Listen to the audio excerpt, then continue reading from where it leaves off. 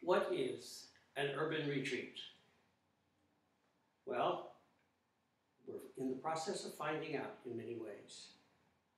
Last year, in June, I was able to attend a week-long International Dharma Teachers Conference in upstate New York.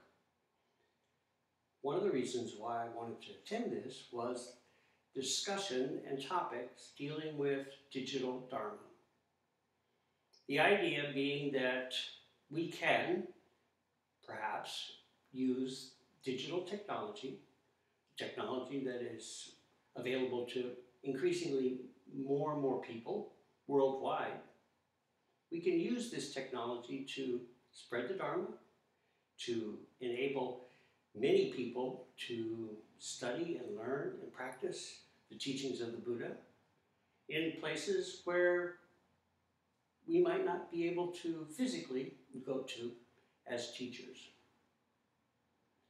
In the United Kingdom, a Buddhist group, the Triratna group, has been successfully using the idea of an online sangha, a digital sangha, if you will, and has actually held several online retreats, some of them extending beyond a week long, with great success. In fact, if I recall correctly, during one such retreat, a woman gave birth, and the retreat community was part of that process. Last year, we held a 2-day retreat here, hosted by this temple, that included people from California, from Indiana, from New York, from Massachusetts, here in Charlotte. Actually, there were a couple from New York. And I wasn't sure what would happen. Neither were the people who tried it for the first time. By the end of the retreat, I think that based on feedback that I received and my own experience, that the event actually exceeded our expectations.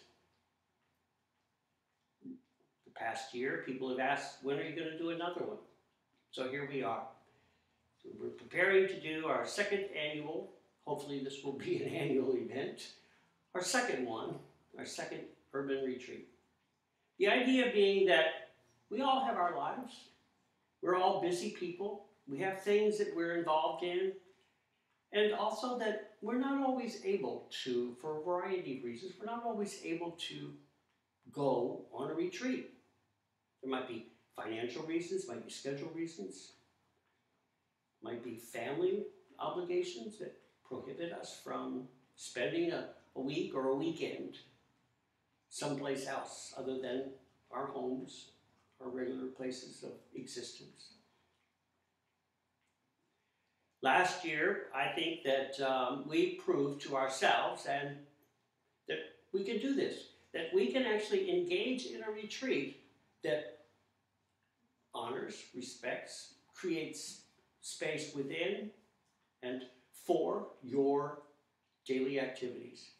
Last year, we had several people who were busy all weekend long, doing stuff, attending other events, even going to their local temples events, and were on retreat with this community, with the community of the retreatants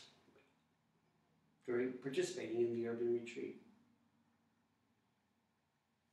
During the weekend, during the course of the retreat, there are many things for you to participate in. There's scheduled activities which you can plug into as you are able.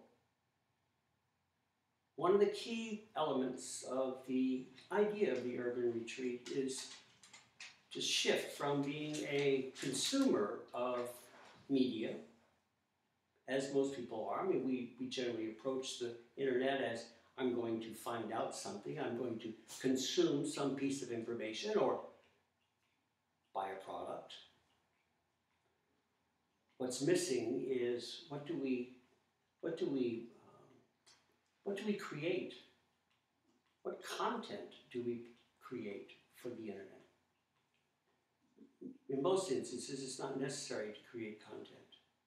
The urban retreat, though, however, does require participants to create, to shift from being merely a consumer to be a creator. You think about when we're physically present, either in our temple or Sangha meeting, if it's not taking place in a temple, or if we're on retreat. Our presence is a creation of content. We are interacting, we are causing reactions and interactions with the people who are around us. We do this all the time in our lives. We're creating conditions and causes. We're creating experiences. We're participating in experiences as well. So the urban retreat does require the use of an app that's available. It's called Periscope. And with this Periscope app, you create videos. They are impromptu, unrehearsed, perhaps even unscheduled, unplanned, spontaneous, all of the above.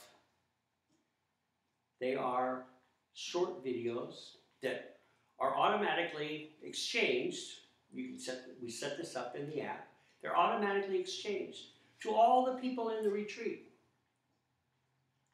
Last year, as people would record videos, frequently other people would record a response video with perhaps questions or observations or comments about the video that one of their fellow retreatants posted. Even though there was distance between all of us, geographical divide, through this process of consuming and creating, exchanging and sharing, we were able to create a sense of community. At the close of the retreat last year, the level of excitement was such that people wanted to continue beyond the time frame of the retreat.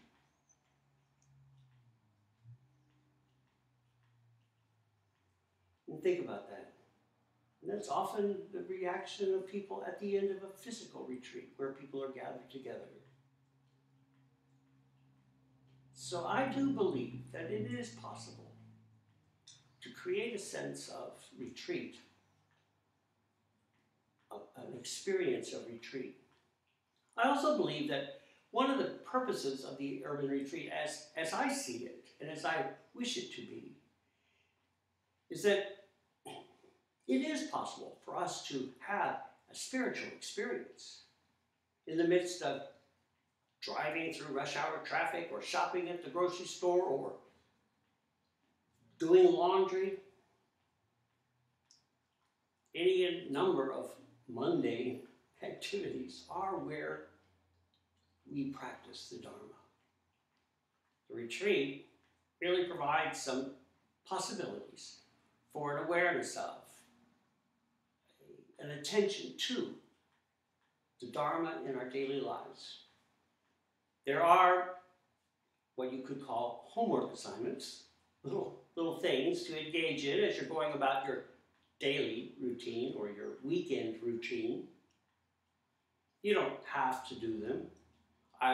Last year I offered them as a way to bring the Dharma more intentionally into the activities that we engage in every day.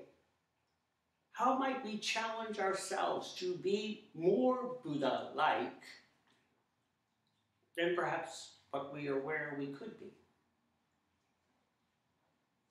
So the Urban Dharma Retreat is evolving. We are figuring it out, so to speak. It's not perfect. It's not polished necessarily. Trying to do the best we can. This year I'm excited because we have 2 teachers that have agreed to help in the process of creating this event. And I'm excited to have anybody who wishes to participate to also help create this event for yourself, for others who may be participating, and for the future. It would be nice if we could have longer retreats like this. So during the weekend, I hope that You will plug into as much of these activities as you possibly can. Report on what you're doing. When you're not able to attend these activities, tell us what you're engaged in and how you engage in that. Tell us what the challenges might be that you face to be and represent the Dharma as you're doing those activities. Share. Be open to the community. Be receptive to the community. It's an opportunity to meet and practice with people that odds are you've not practiced with before. Some of the people who were on the retreat last year have said that they will participate again this year, and I'm hoping that they will be mentors and help people who are doing it for the first time maybe get a little bit more experience or a little bit more benefit from the activity. As I said, we're all in this process together. We're all figuring out how do we spread the Dharma in this time in which we live. Don't have all the answers. Would like to. Don't expect to ever accomplish that. And that doesn't keep me from trying. You know, I think about the 4 great vows. They're virtually impossible. I mean, maybe they are actually impossible. It doesn't excuse us from trying. So, if you're questioning this, I hope that you will feel free to ask what your question, share what your questions are. I'll be happy to do my best to answer them. I can't possibly know what all the questions might be, especially when I'm still figuring it out myself. I can tell you that I think that this experience, if you decide to join with us, I think that you will benefit from this experience. And I know we will if you join us. We will benefit from your experience. So thank you very much, and if you have any questions, please feel free to contact me at the temple through the email address temple@myosho-ji.org. Thank you very much. Good evening.